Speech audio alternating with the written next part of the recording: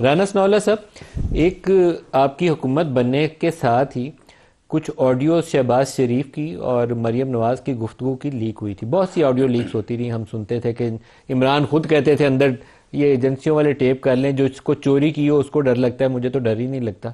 وہ ریکارڈنگ کس نے کی تھی جو شہباز شریف اور مریم کی گفتگو کی ریکارڈنگ باہر آئی تھی، اور وہ کس نے کیسے کس کو پہنچائی تھی؟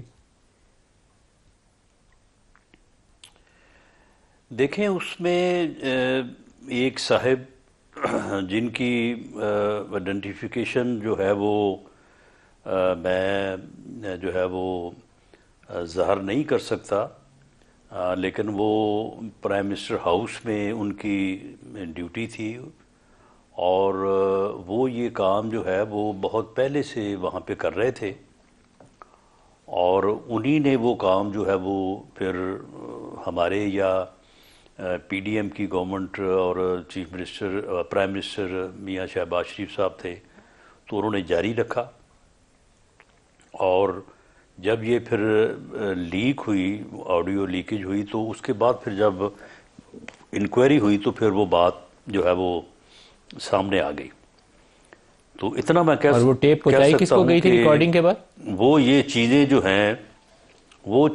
ہیں یہ جو یعنی آڈیو وغیرہ ہے، تو یہ معلوم ہوا تھا، کوئی اس کی کوئی میرے پاس ایویڈنس نہیں ہے، لیکن جس طرح سے کوئی ذکر ہو کسی بات کا تو آپ سنیں کہ وہ فیض حمید صاحب سے بھی جو ہے وہ شیئر ہوتی رہی،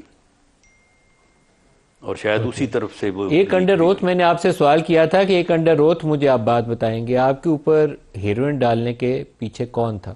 سچ انڈر اوتھ آپ نے بیان دینا ہے.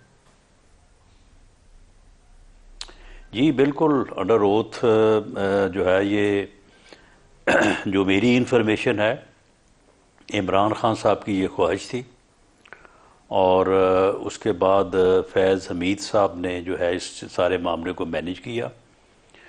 باجوہ صاحب کے علم میں یہ بات لائی گئی، اور انہیں یہ تو تفصیل نہیں بتائی گئی جو بعد میں معلوم ہوا کہ جی ہم نے کیا کرنا ہے، لیکن یہ ان کو بتایا گیا کہ جی فلاں آدمی ہے اور اس کو ہم نے جو ہے وہ فکس کرنا ہے.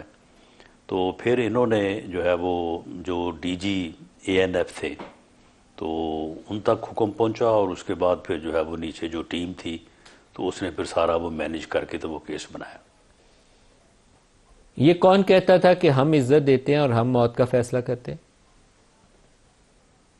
یہ فیض حمید صاحب کہتے تھے. ہم عزت دیتے ہیں، یہ اللہ تعالیٰ کی ایک صفت ہے جس کو آپ کہہ رہے ہیں کہ ہم عزت دیتے ہیں اور ہم موت کا فیصلہ کرتے ہیں. نہیں تو انہوں نے فیصلے کیے ہیں، انہوں نے یہ فیصلے بھی کیے ہیں. انہوں نے